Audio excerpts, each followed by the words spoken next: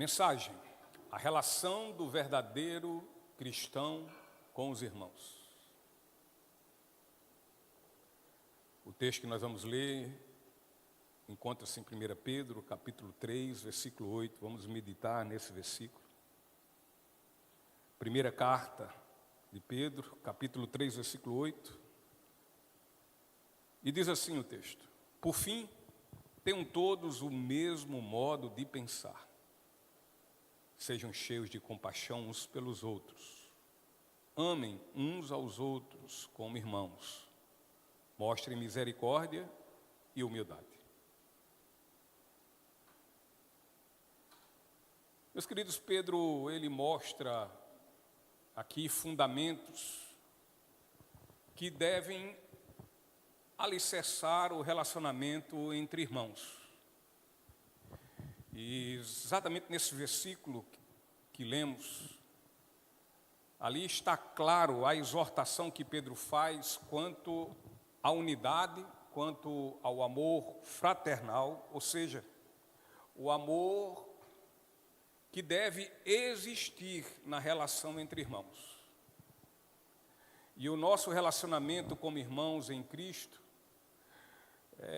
deve estar completamente correlacionado ao amor de Deus, que foi derramado sobre nossas vidas, de forma vertical.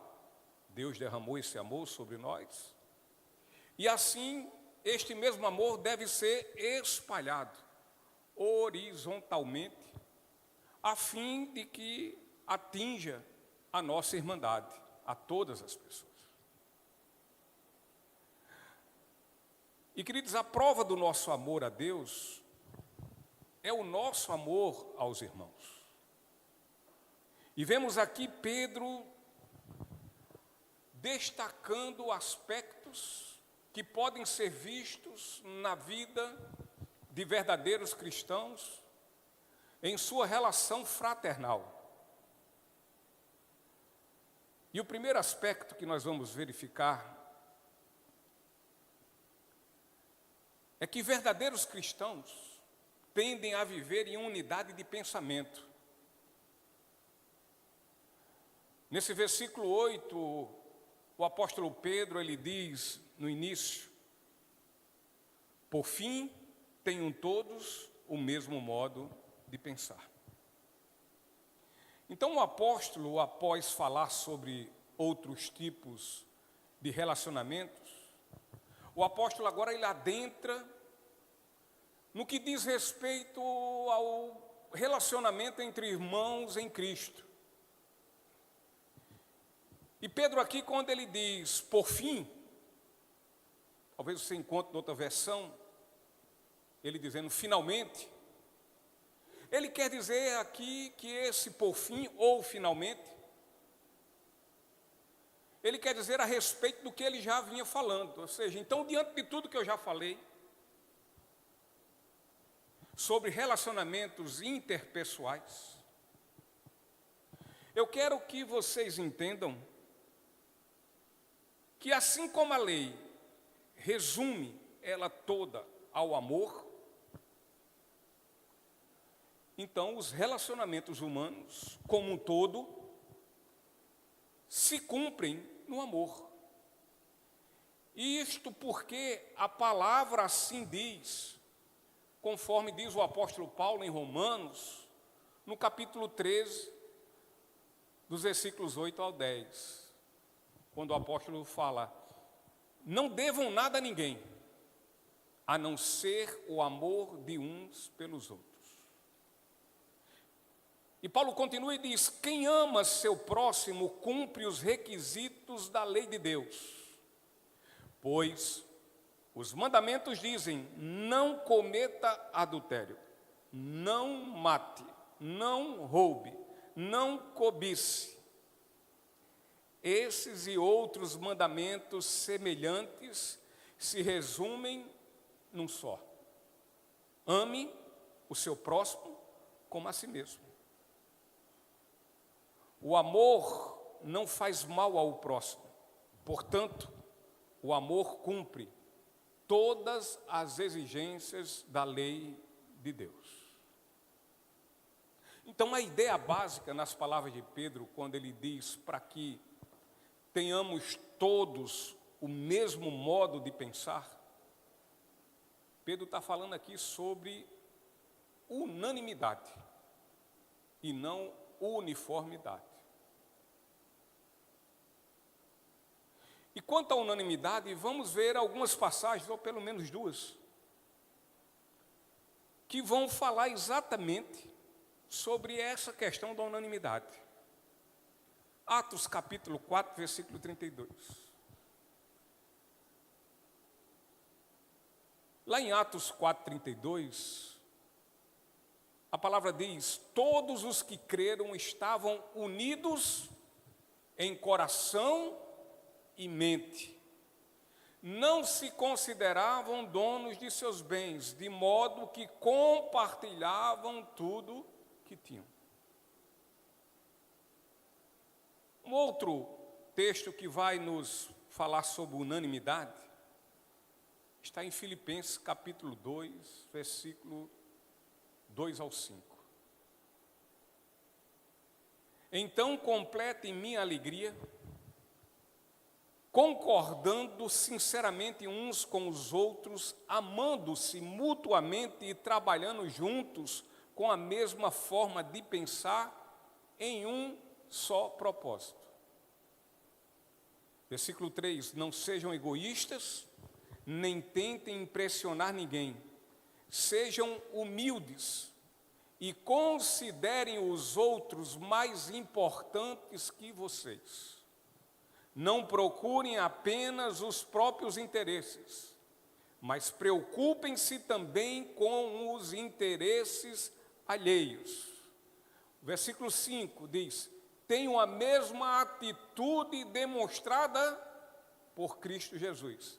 Bota o versículo 6, por favor, para a gente saber que atitude foi essa. Que, embora sendo Deus, não considerou que ser igual a Deus fosse algo a que devesse se apegar. Então, meus irmãos, a unidade da igreja não tem sinônimo de uniformidade. Não trata disso, de ser tudo igualzinho. Mas tem toda a implicância na cooperação mútua, em meio a toda a diferença que possa existir.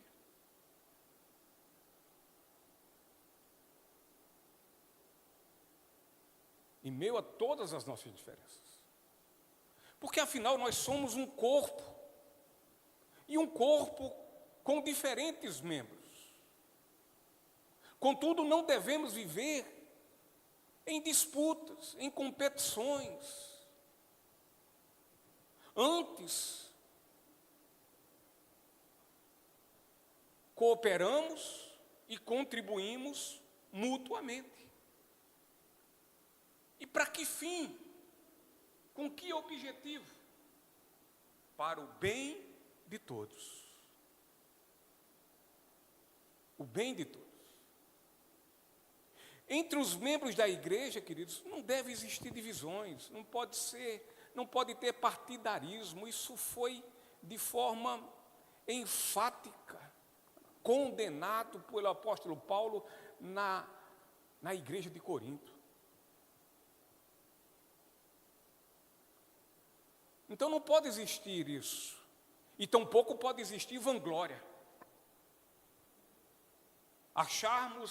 Nos vangloriarmos de nós mesmos, e por isso acharmos que somos melhores que os outros. Na verdade, meus irmãos, quem se gloriar, que se glorie somente em Jesus Cristo. Porque Ele é o cabeça do corpo. Ele é o cabeça da família de Cristo. Então, em vez de ter seu olhar somente para si próprio, antes, olhe e pense no outro. olhe e pense na condição do outro. E dessa forma, venham honrá-lo, venham abençoá-lo, venham abraçá-lo. Com toda certeza não teremos pensamentos exatamente iguais, não temos.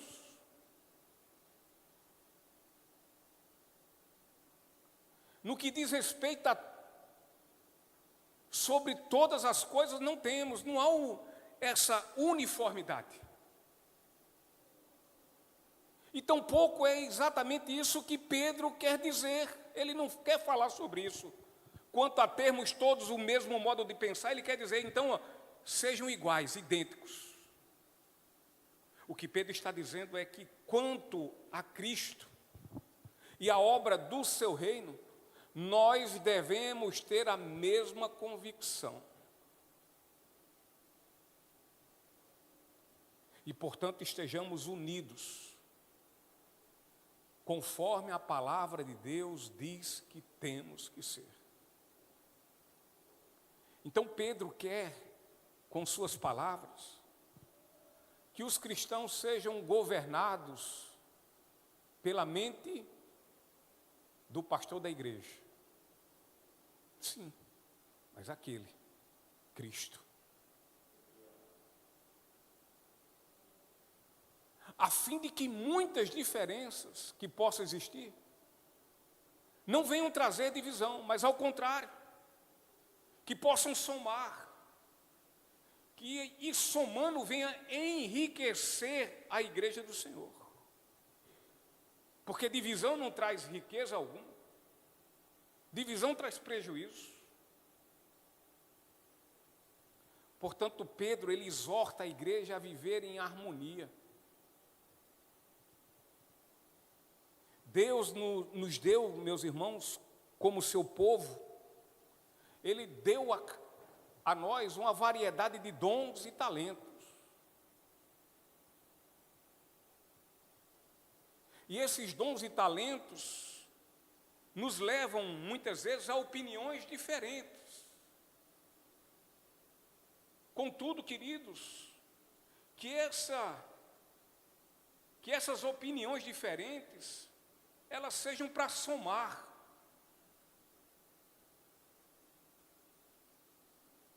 Elas sejam para cooperar com a unidade e não para dividir.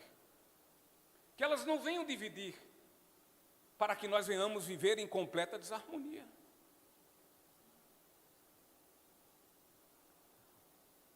O nosso querido Salvador, Senhor Jesus Cristo, ele diz lá em João, no capítulo 17, João 17, versículo 21 ao 23, ele diz assim: minha oração é que todos eles sejam um, como nós somos um, como tu estás em mim, Pai, e eu estou em ti. Que eles estejam em nós, para que o mundo creia que tu me enviaste. Eu dei a eles a glória que tu me deste, para que sejam um, como nós somos um. Eu estou neles e tu estás em mim. Que eles experimentem unidade perfeita, para que todo o mundo saiba que tu me enviaste e que os amas tanto quanto me amas. Então Jesus orou ao Pai pela unidade da igreja. Aqui está a oração do Senhor. E essa oração teve resposta, pois todos os que creram tinham um só coração e uma só mente, como lemos há pouco em Atos 4:32. Paulo diz que somos muitos membros, entretanto, temos e somos um só corpo. O corpo é um só. Portanto, aqui, naquilo que é primordial e fundamental, nisso sejamos um só corpo. Portanto, vivamos em unidade, no que é principal, em Cristo.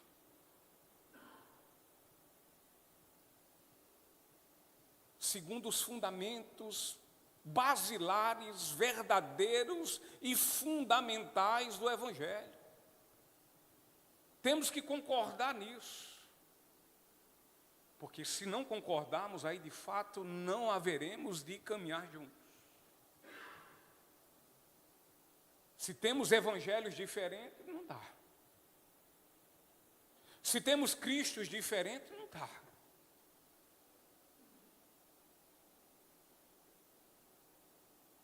No que não for essencial, que haja liberdade.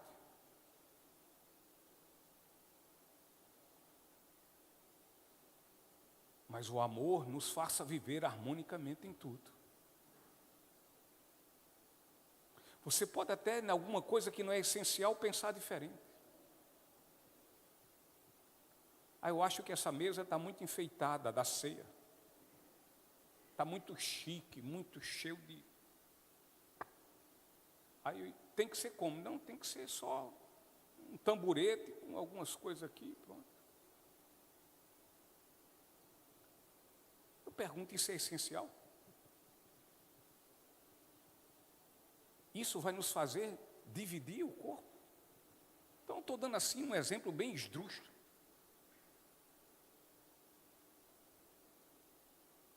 O que precisa é que nessa mesa, seja ela muito chique e arrumada, ou simplérrima em cima de tamboretes ou caixas de tomate, mas o que tem que ela expressar é o seguinte: que Cristo, sendo Deus, veio ao mundo, se fez homem,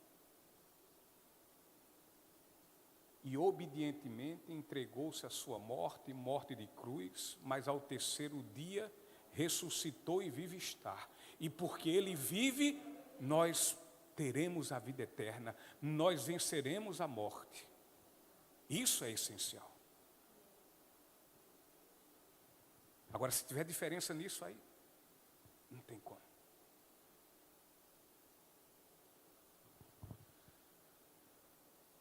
O segundo aspecto é que verdadeiros cristãos exercem compaixão pelos seus irmãos. E Pedro vai seguindo aqui esse versículo 8 e diz: sejam cheios de compaixão um pelos outros.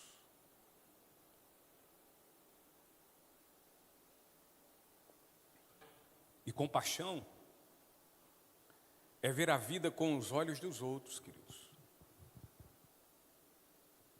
Compaixão,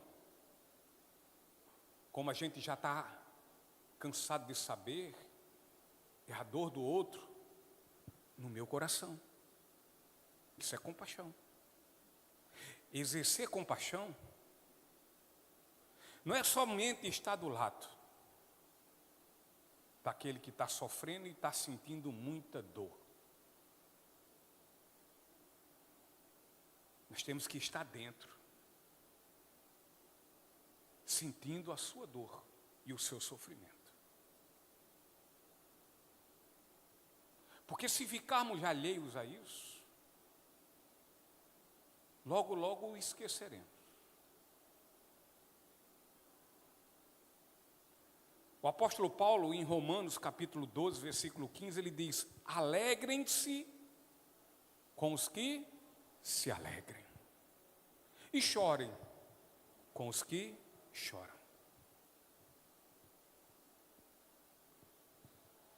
Meus irmãos, empatia é a capacidade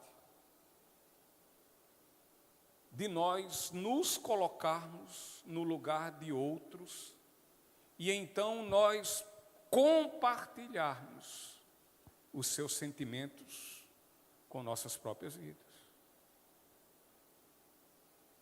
Porque é uma tendência em nós seres humanos, talvez uns mais, outros menos, não sei se com todos,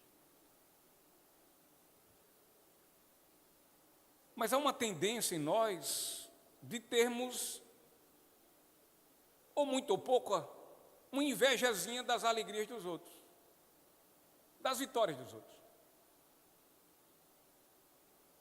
dos momentos bons dos outros. Mas da mesma forma, nós temos, por outro lado, uma tendência a nos afastar para longe daqueles que estão vivendo momentos difíceis, tristes, chorosos e doloridos. Nos afastamos. Não nos lembramos. Nos esquecemos. E nesse último,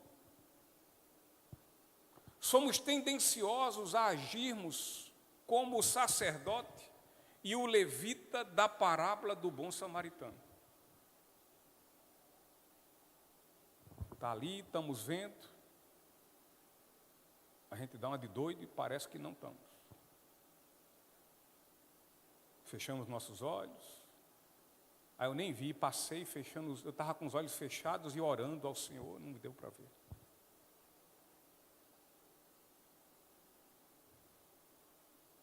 No entanto, irmãos, um verdadeiro discípulo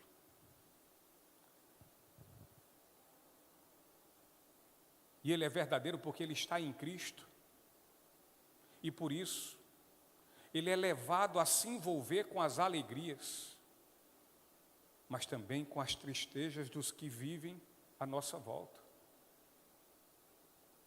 Afinal, a palavra de Deus, ela diz também, em 1 Coríntios, capítulo 12, versículo 26,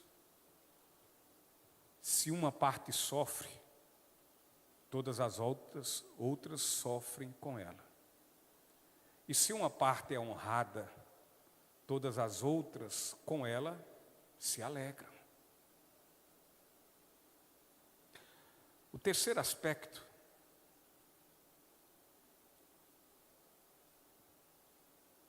é que os verdadeiros cristãos amam os outros como irmãos.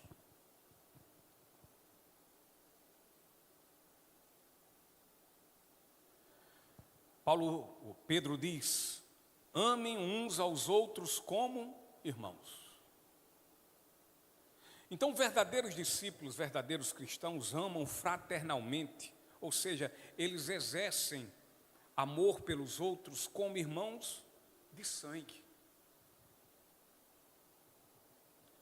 O amor exercido entre nós, irmãos em Cristo, deve ser um amor exercido tal como a gente exerce esse amor com o nosso irmão de sangue. Com o nosso irmão, filho também do nosso papai e da nossa mamãe. Portanto, é um amor exercido não pelas excelentes qualidades, mas ainda que tendo desvirtudes, defeitos e fraquezas. Ainda sendo difícil de amar, mas a gente tem que amar. Porque assim nós fazemos com os nossos irmãos de sangue.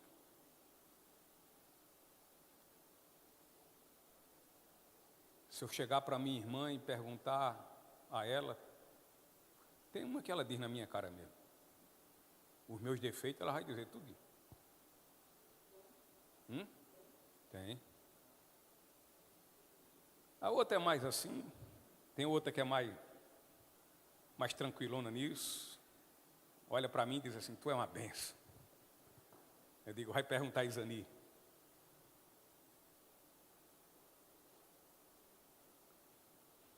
Mas tem, ela sabe dos meus defeitos.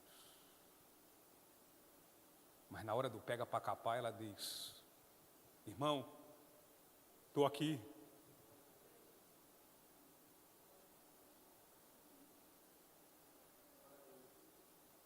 Inclusive as outras também. São 4.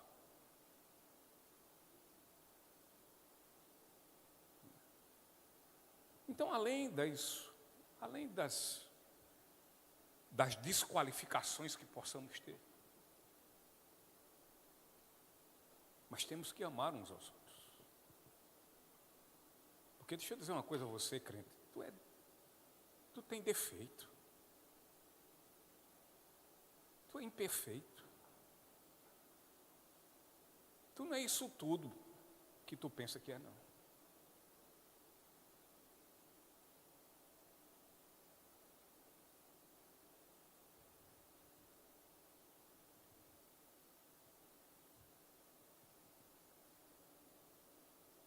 Nós não podemos exercer um tipo de amor que ama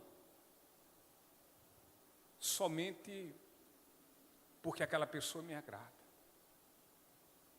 Mas precisamos exercitar o amor que ama, apesar dela ser uma pessoa difícil, chata, impertinente.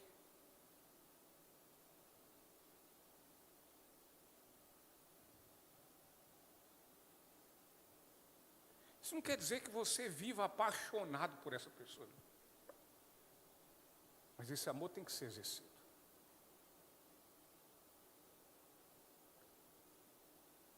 Muitas vezes nós temos que orar ao Senhor e pedir: Deus, graça, me ajude. Porque muitas vezes você não aguenta nem ouvir falar de um nome de uma pessoa. Isso é terrível.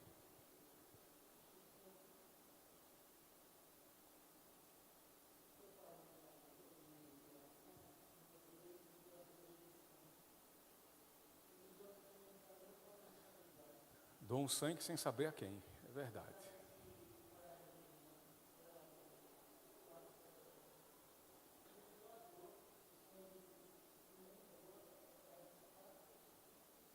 E essa deve ser nossa atitude. Fazer o bem, como a gente sempre ouve a história, sem olhar a quem. Pergunta é, nós temos feito assim?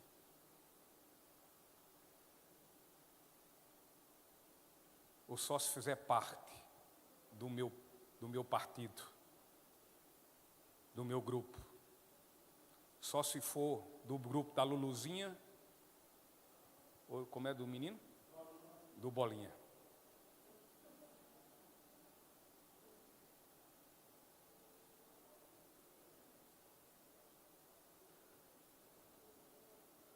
Amamos nossos irmãos não por conta dos seus méritos, mas apesar dos seus deméritos.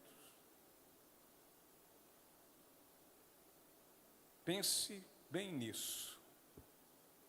Se Jesus fosse nos amar, olhando para os nossos defeitos. O pastor William MacDonald, ele diz que o verdadeiro amor não se origina necessariamente das emoções, mas da vontade. Não consiste naquilo que sentimos, mas naquilo que fazemos. Não se prova pelo sentimento, mas pela ação. Não se mostra por palavras doces, mas por ações nobres e obras abnegadas.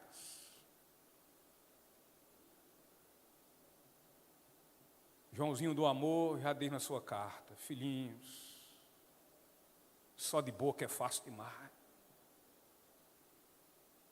Haja como quem ama. Quarto aspecto.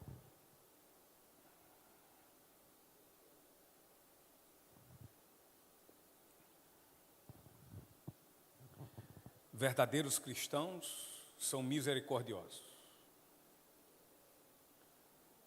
É o que Pedro diz nesse versículo também. Mostrem misericórdia. Olha o que ele diz aqui: não falem só de misericórdia, mas mostrem. E misericórdia, meus irmãos, é abrir o coração em favor de outro, mediante sua miséria. mediante sua condição, seu estado, sua dificuldade. Ainda que esse seja desprovido de qualquer merecimento.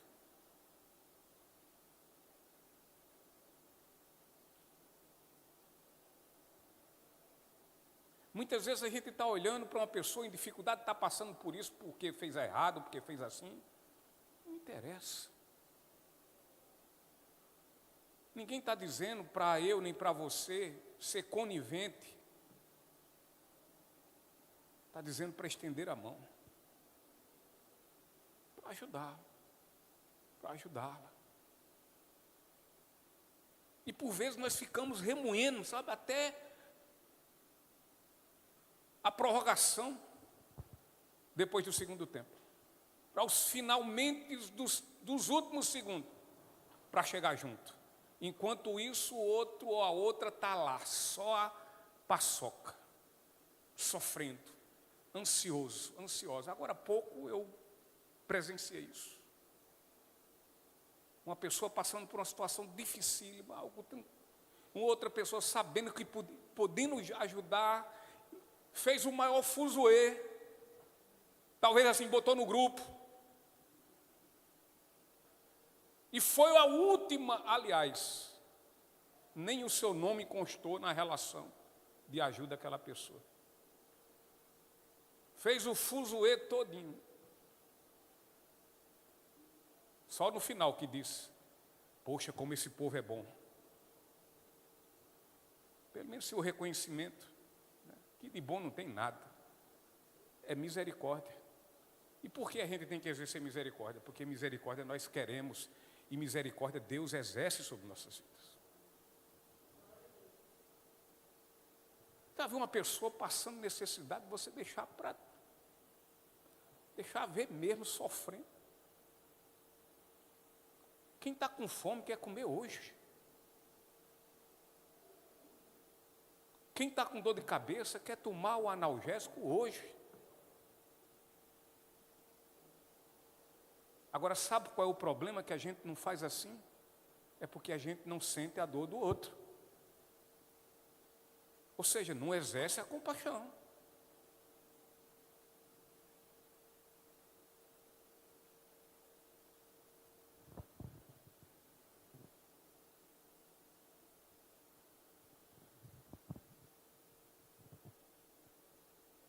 Jesus tratou publicanos e pecadores com gentileza. Jesus nos tratou com amor misericordioso, meus irmãos.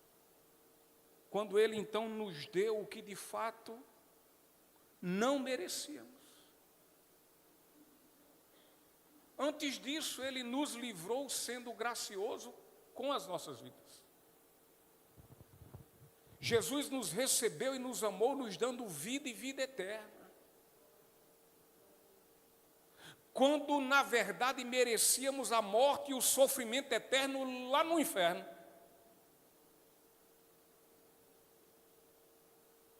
Ser misericordioso significa ter um coração sensível às necessidades e os sentimentos alheios.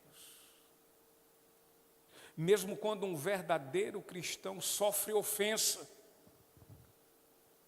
este, como um verdadeiro discípulo que é, ele se recusa a dar lugar à frieza a quem lhe ofendeu. Ele se recusa a ser insensível.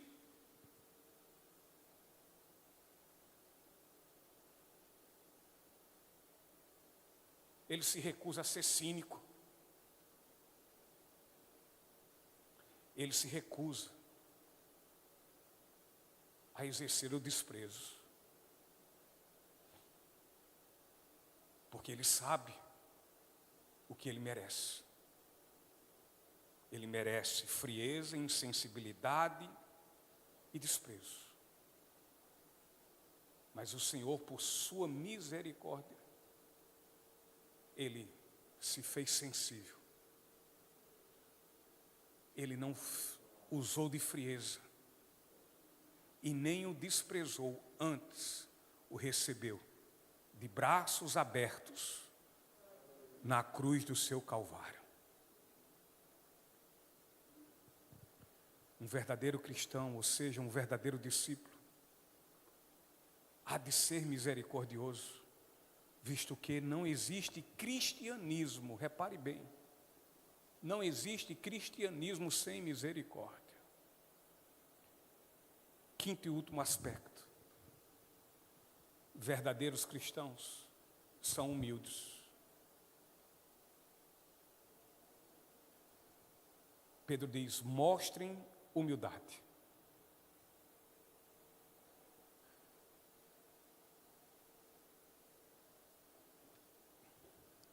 O termo traduzido como humildade tende ao significado de uma pessoa afável, ou seja, de uma pessoa bondosa, de uma pessoa cortês, gentil e acolhedora. Uma das virtudes cristãs é ter atitudes bondosas. Faz parte do fruto do Espírito, bondade.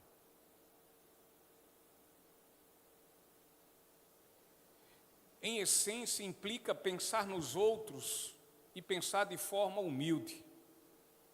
Significa colocar os outros antes de si mesmo.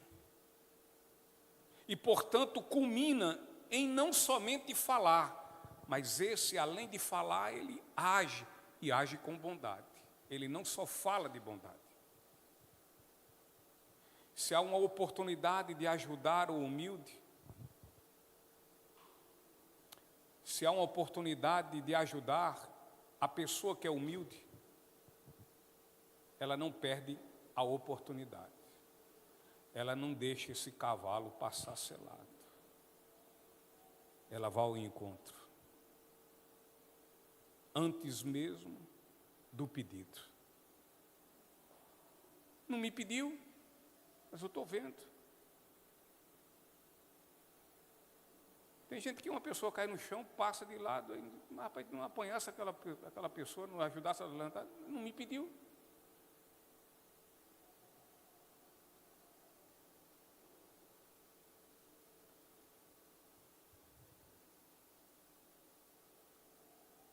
Muitas vezes nós não queremos exercer essa humildade por conta da nossa arrogância,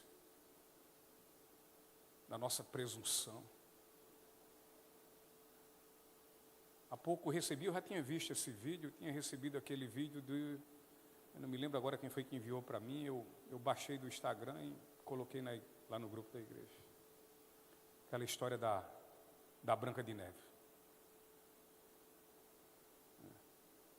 Lá no reino lá da Branca de Neve, vivia todo mundo bem, estava todo mundo em paz, tudo corria bem, a rainha estava de boa,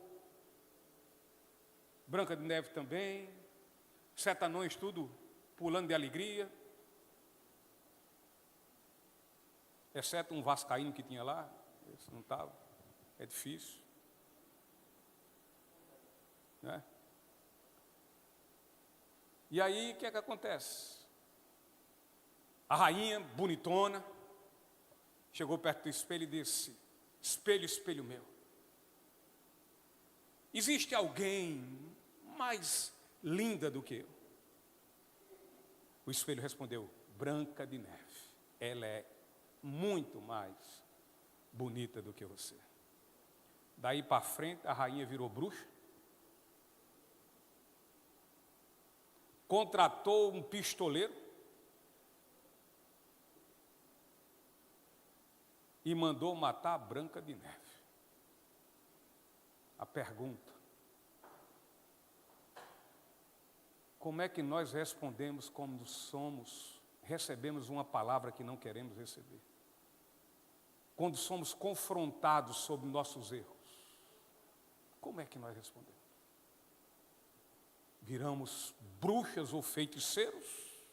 Contratamos um pistoleiro e mandamos matar aquele que veio inquirir do meu erro? Eu lá erro. Todos esses podem errar, mas eu não. Parece que nós temos essa fase, Pedrão.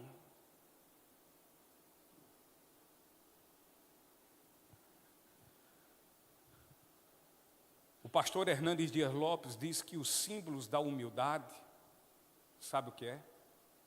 A toalha e a bacia. O humilde lava e enxuga os pés dos outros, sem olhar a quem.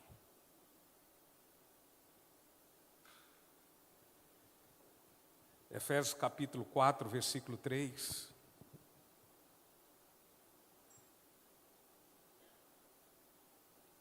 O apóstolo Paulo diz: façam todo o possível para se manterem unidos no Espírito, ligados pelo vínculo da paz. Em Cristo Jesus, as diferenças e separações foram completamente abolidas.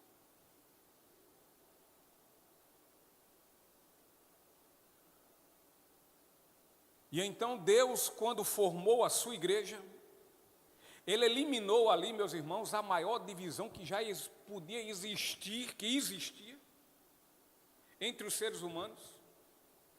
E essa divisão era a divisão que existia entre judeus e gentios. Judeus e povos de todas as raças.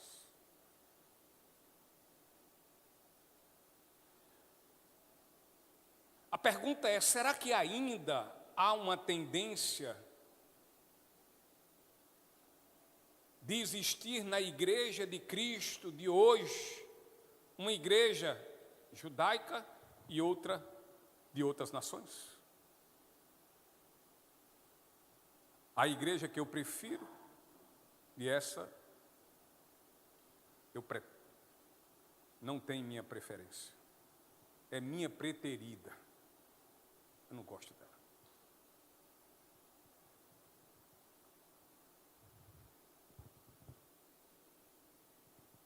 Contudo, para evitar quaisquer divisões, qualquer tipo de animosidade, Paulo pede e clama por união entre os cristãos. E assim os cristãos deveriam se esforçar, nós cristãos, de vivermos unidos. Sermos humildes para entender que somos iguais. Porque outra coisa, crente, a gente tem que parar com essa arrogância de só ver imperfeição na vida dos outros e não enxergar sequer uma em nós. Porque quando começamos a enxergar só o defeito de A, de B, de C, de E, do A, B, C, D, E, do ABC, até o final, de todo o alfabeto. E se brincar, bota mais qualquer outro, grego, tudo o que for. Mas não tem uma letrinha daquela que cabe em mim, não tem um defeito, nada. O princípio de ter conhecido a Cristo é ter humildade, é reconhecer quem é. Se no momento em que nós estamos diante de Deus, nos achando justos, Ele diz: eu não vim para você, amigo, nem amiga. Eu vim para injustos. Se você reconhecer que só você é são ou sã, Jesus diz: eu vim para os doentes, eu não vim então para você.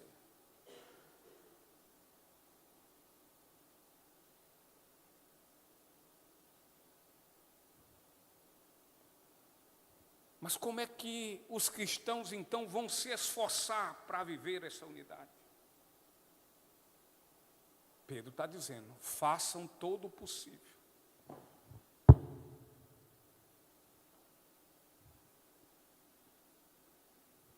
Me perdoe, Paulo está dizendo: façam todo o possível para se manterem unidos no Espírito, ligados pelo vínculo da paz. De todos os verdadeiros cristãos, o Espírito Santo fez uma só entidade em Cristo, todos. Afinal, o corpo é habitado por um único e mesmo Espírito. Crente, o Espírito que habita em tu habita em A, em B, em C, habita em mim. É o mesmo. E aqui, queridos, trata de uma unidade básica. Uma unidade que ninguém pode destruir. Entretanto, por meio de contendas, de discussões inúteis, de murmurações, de desavenças, podemos agir como se não houvesse essa unidade.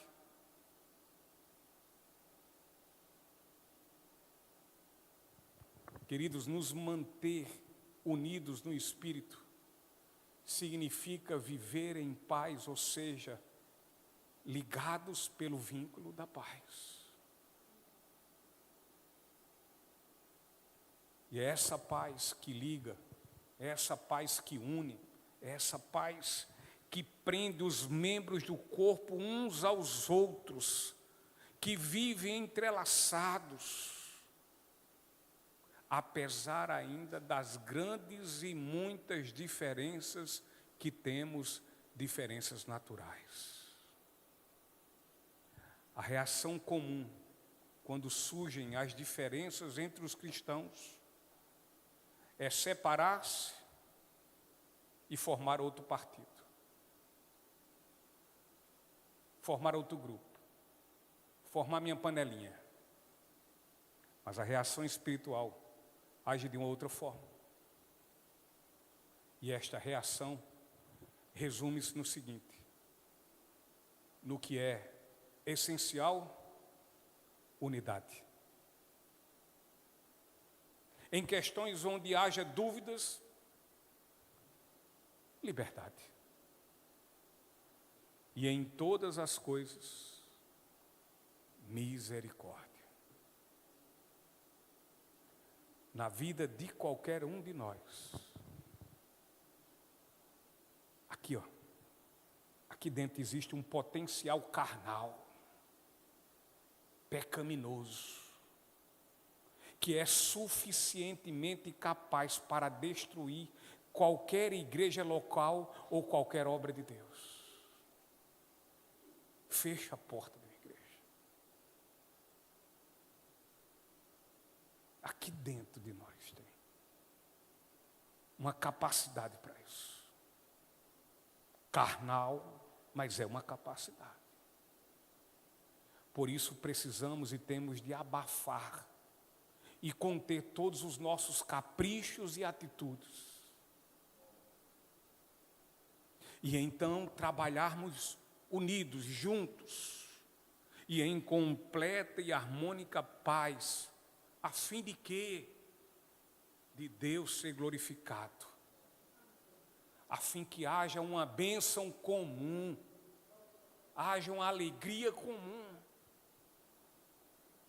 Não porque aconteceu do jeito que eu queria, não porque aconteceu do jeito que era assim, não, aconteceu do jeito que Deus quer que aconteça. Aconteceu que o nome do Senhor foi glorificado, e isso deve ser motivo de alegria para mim e para você.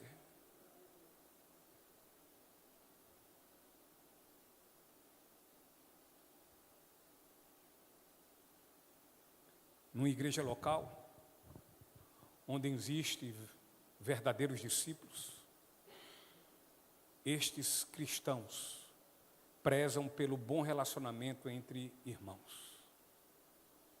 Estes buscam viver em unidade de pensamento. Estes exercem compaixão pelos seus irmãos. Estes amam os outros como irmãos. Estes são misericordiosos. E esses lutam aguerridamente de serem humildes. Humildes de coração. Eles sabem que a base da sustentação da igreja, do corpo de Cristo, é em tudo o amor. E o amor é o elo perfeito que os une em Cristo Jesus. Ministério de Louvor. Eu quero ler com vocês o texto de Colossenses, capítulo 3, versículo 10 ao versículo 17.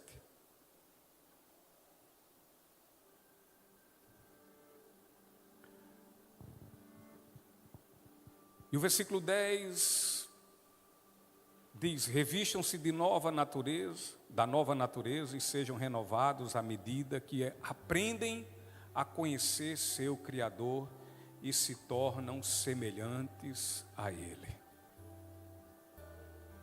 Versículo 11: nessa nova vida não importa se você é judeu ou gentil, se é circuncidado ou incircuncidado, se é inculto ou incivilizado, se é escravo ou livre. Cristo é tudo o que importa. E Ele vive em todos. Todos que são igreja.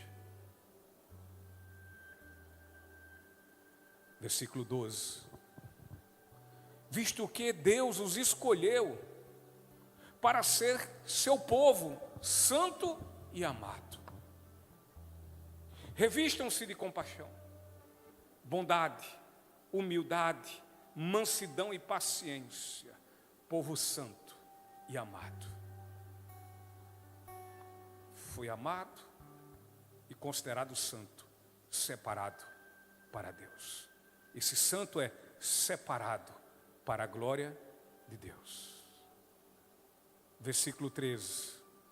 Sejam compreensivos uns com os outros e perdoem quem os ofender. Lembre-se de que o Senhor os perdoou, de modo que vocês também devem perdoar. Acima de tudo, revistam-se do amor que une todos nós em perfeita harmonia. Permitam que a paz de Cristo governe o seu coração, pois, como membros do mesmo corpo, vocês são chamados a viver em paz. E sejam sempre agradecidos. Versículo 16. Que a mensagem a respeito de Cristo, em toda a sua riqueza, preencha a vida de vocês.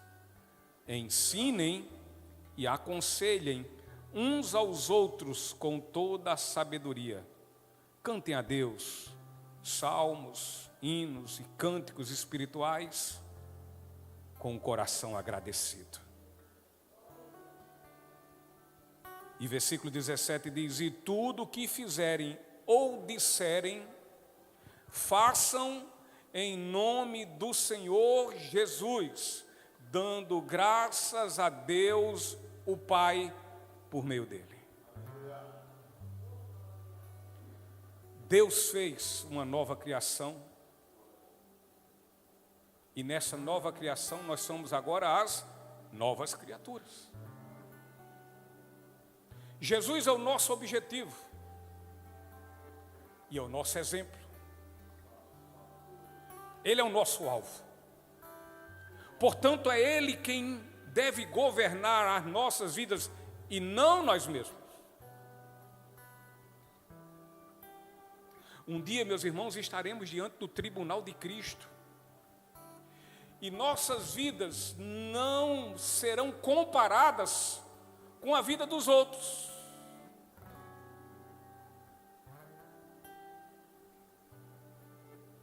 Tira os olhos da vida dos outros.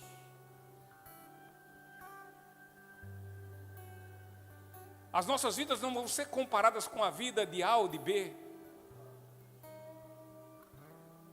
Mas as nossas vidas diante de Deus, do seu juízo, diante de Cristo, diante do Senhor e Salvador, diante daquele que tem seu nome acima de todo nome, as nossas vidas vão ser comparadas com a vida dele, com a vida de Jesus. Que nossos corações sejam inundados, cheios, pelos ensinamentos de Cristo. Busque, aprenda e busque mais.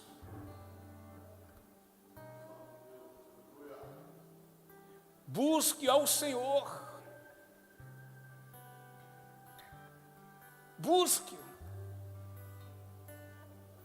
Abra o coração. Busque-o com a verdade da sua vida, da sua alma. Se desnude diante dele. Seja completo e cheio dos seus ensinamentos.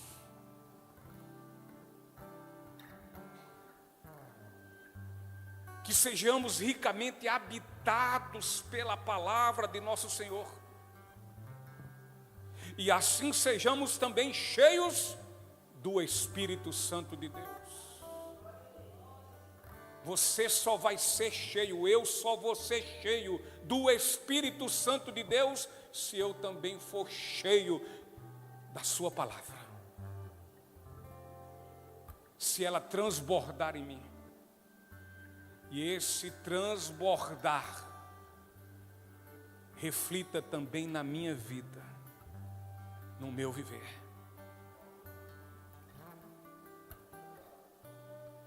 Porque só dessa forma, somente assim,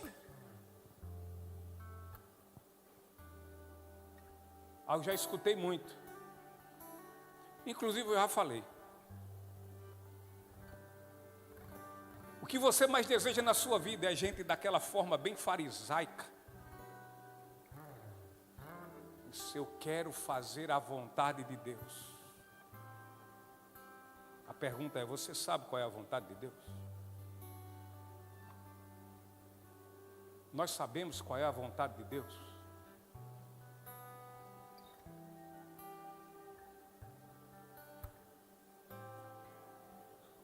Se somos cheios do Espírito Santo, somos cheios da sua palavra. Se somos cheios da sua palavra, então teremos a capacidade de distinguir em tudo que venhamos fazer, se isso é certo ou se isso é errado. Se é vontade de Deus ou não é vontade de Deus.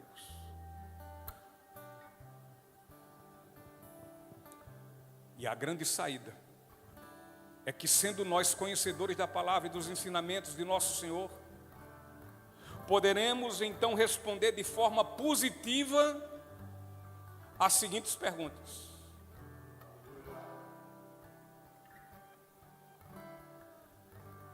Quando vamos realizar alguma coisa, perguntamos: posso fazer isso em nome do Senhor Jesus?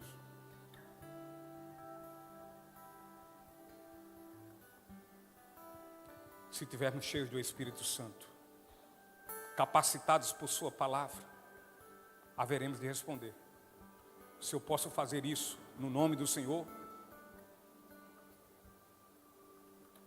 ou eu tenho que bater na boca. Isso que eu vou fazer glorificará o nome de Deus?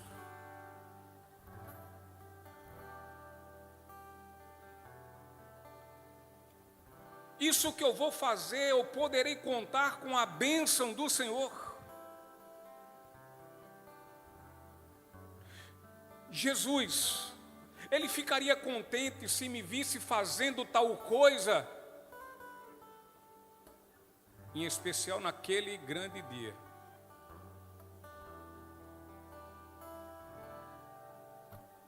Assim, meus irmãos, em tudo venhamos dar graças a Deus. Se fomos salvos pela graça, portanto, destinados ao reino do céu, temos por uma obrigação, e uma obrigação desejosa, não pesada, mas desejosa, de dar graças perpetuamente e eternamente. Esse amor grato, ele deve estar aqui entranhado na nossa relação com os demais irmãos. E eu encerro lendo 1 Pedro capítulo 3, versículo 8, o início dessa mensagem. Por fim, tenham todos o mesmo modo de pensar, Sejam cheios de compaixão uns pelos outros. Amem uns aos outros como irmãos. Mostre misericórdia e humildade. Que Deus nos abençoe. Derrame sua graça sobre nós e nos sustente e nos fortaleça. E tenha misericórdia de nós.